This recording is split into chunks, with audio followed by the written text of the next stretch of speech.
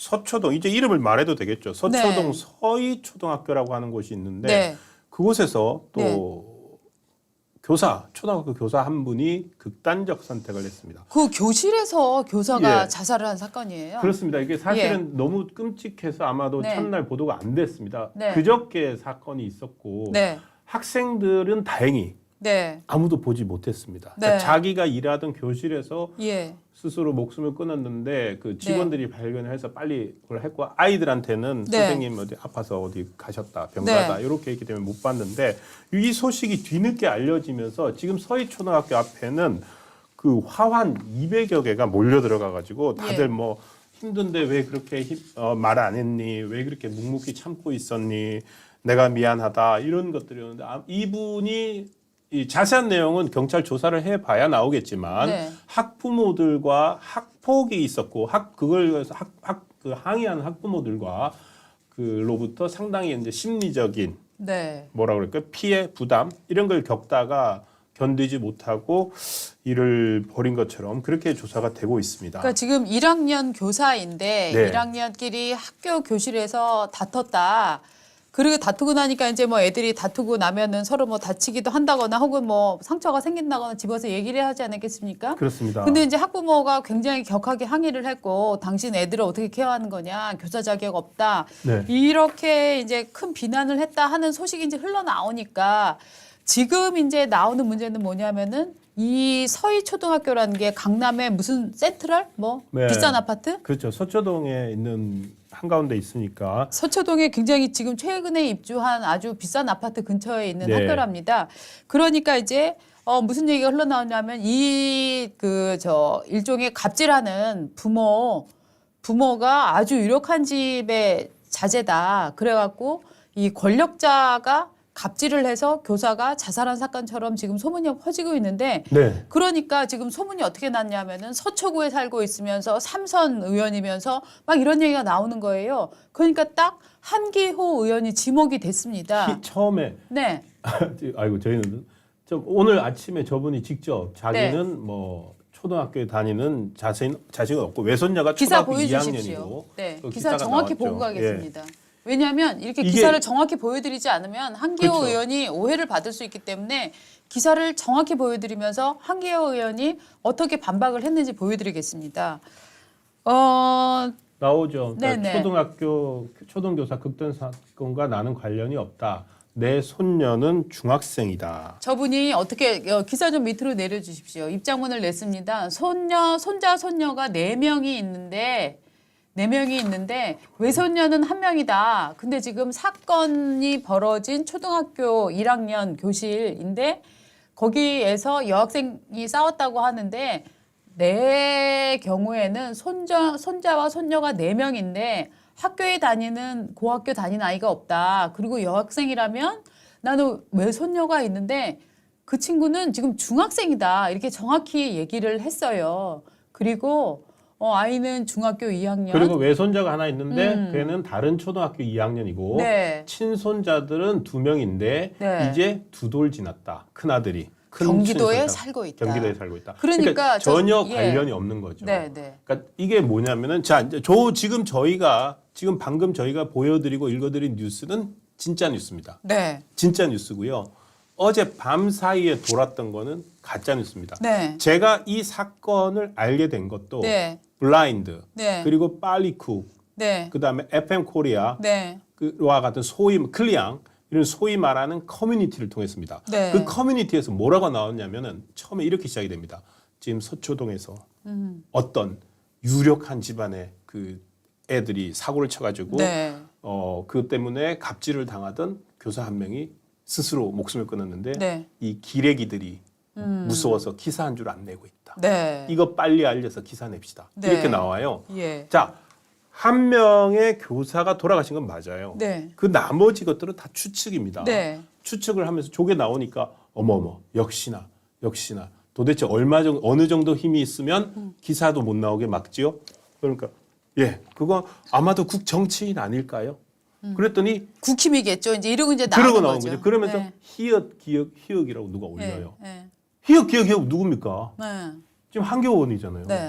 그러면 삼선으로 희역희역이 저분이 지역구도 아니에요. 지역구는 저쪽 맞습니다. 강원도 쪽이에요. 예. 근데 어쨌든 찾아서 그러더니 어느 순간에는 이 도저히 그 이후로 저는 이제 어저께 밤에 잠을 잤는데 네. 아침에 한기호 의원이 저렇게 네. 저걸까지 내고 저는 한기호 의원이 굉장히 발빠르게 잘하신 네, 거죠. 잘하셨다고 생각을 예. 합니다. 왜냐하면 야 말도 안 되는 소리 하지 마라고 그냥 참고 있으면 조금 있다가 보면 그게 기정사실화 되어 있잖아요. 예. 그러니까 예. 이건 국힘이라고 네. 몰아가는 그 모습이 네.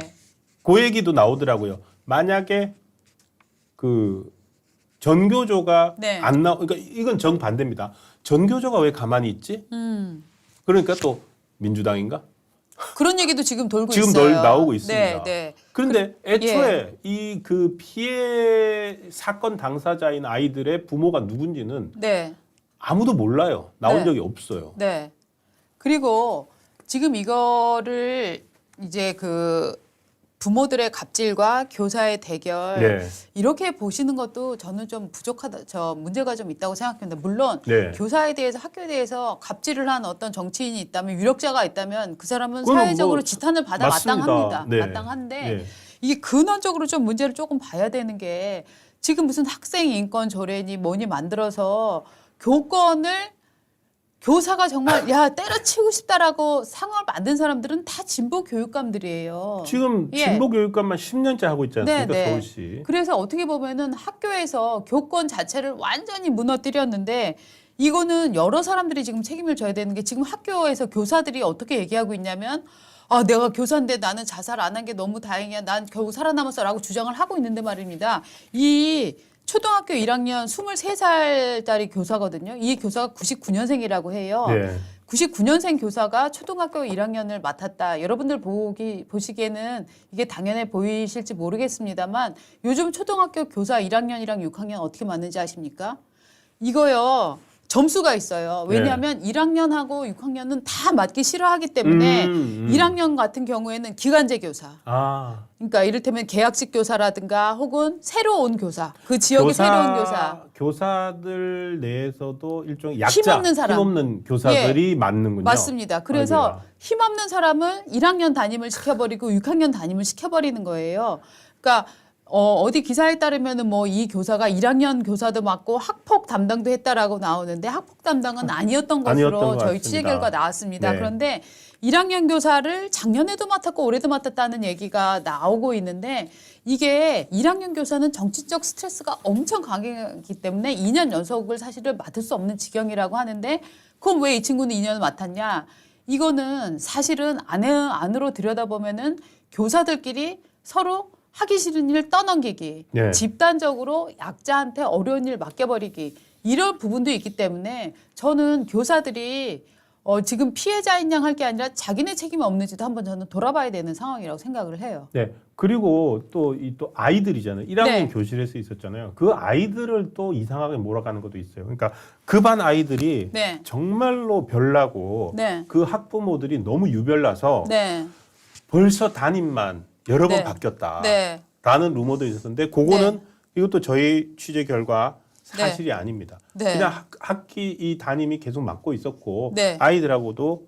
아이들한테는 최소한 친하게 아이들이 좋은 좋아하는 교사였다고 해요. 라고 합니다. 예. 그러니까 다른 뭔가 있을 수도 있는 거고요. 네. 그런데 이게 퍼지니까 지금 아까 보여드렸습니다만은 네. 전국의 교사들이 이제 여기 앞에 이 서희초등학교 앞에 모여서 이제 집회를 하겠다는 거예요. 네. 모이고 그러면서 다들 여기에 투영을 하는 거죠. 네. 이 극단적 선택을 한 교사의 자기의 예. 어려움. 네. 나는 그래도 살아남았어. 내가 미안해. 나도 힘들지만 네. 다들 그냥 너무 스스로 힘들다는 걸 지금 고백하고 있는데 과연 그 정도로 힘들면서도 교사라는 직업을 해야 되나요? 사실은 학교에서 저 아이들한테는요.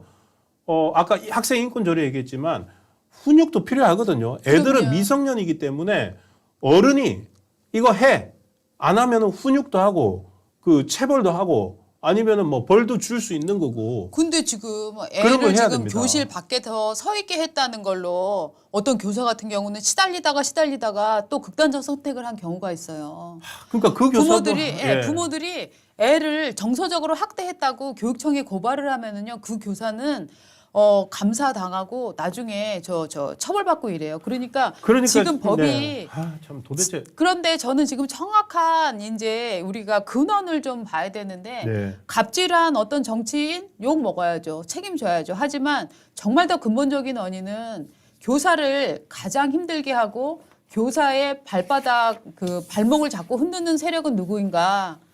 그거는 생각을 해봐야 돼요. 그거는 정말로 네. 정말 이 흔히 말하는 그 인권주의자 타령하는 이런 세력들이 아닌가라고 저는 의심을 가져봅니다. 저도 그렇게 생각을 합니다. 예. 그러고 보니까 엊그제는 또 초등학교 6학년이 선생님 두드려 팼다는 네. 기사도 있었죠. 네. 그러니까 지금 우리가 모르고 있는 학교의 현실이 네. 어떤지. 네. 저도 이제 초등학교 6학년 또 자녀를 키우고 있는데 어떤 이제 정말 어떤 정글에서 우리 아이들이 살아가고 있는지 맞습니다. 궁금하고 네. 그럴 때 제 경험에 비추어 본다면 어쨌든 선생님이 롤 모델을 제시를 해야 됩니다. 아이들은 학교에서 선생님을 보면서 자라는데 그 선생님들이 약하고 전전긍긍하면은 네. 저는 그게 교사로서 아이들한테 보여주는 상이 아니라고 생각되거든요. 예. 교사가 훨씬 더 어른이고 아이들한테 모델을 제시하려면 좀 단호한 모습도 보낼 수 있어야 되는데 너무 우리 교단이 이렇게 뭐 선생님이 돌아가셨는데 제가 이런 말 하기 그렇지만 너무 약체화되어 있는 거 아닌가? 아니, 아이들이 그러니까. 어른 우습게 보게 만들게 돼 있는 아니 거 그러니까 아닌가? 그 우습게 만드는 법을 만든 사람들이 문제라니까요. 그렇죠. 예, 네. 교사 하나하나가 무슨 정신을 강건하게 가진다고 해결된 문제가 아니에요. 그렇죠. 네. 법을 바꿔서 학생이 학부모가 교육청에 고발하고 고소하면 나중에 징계를 당하게 법을 만들어놨는데 어떤 교사가 그거를 그 감내하겠어요. 교사들이 그럼 학생 인권 조례 만들어질 때 예. 교사들이 좀 반대를 했었어야죠. 자기들이. 일부 반대를 했었는데 전교조 뭐 이런 데서 또 같이 싸움도 하는 척하다가 그냥 넘어갔었죠. 이번에는 교사 네. 학교 뭐 저기 누구 아틀라들님 뭐 저보고 뭐 완전 꿈나라에 산다 그러시는데 네. 아닙니다. 저는 그 정말로 교사가 롤 모델이 아니면은 우리 아이들이 보고 배울 게 없어요. 맞습니다.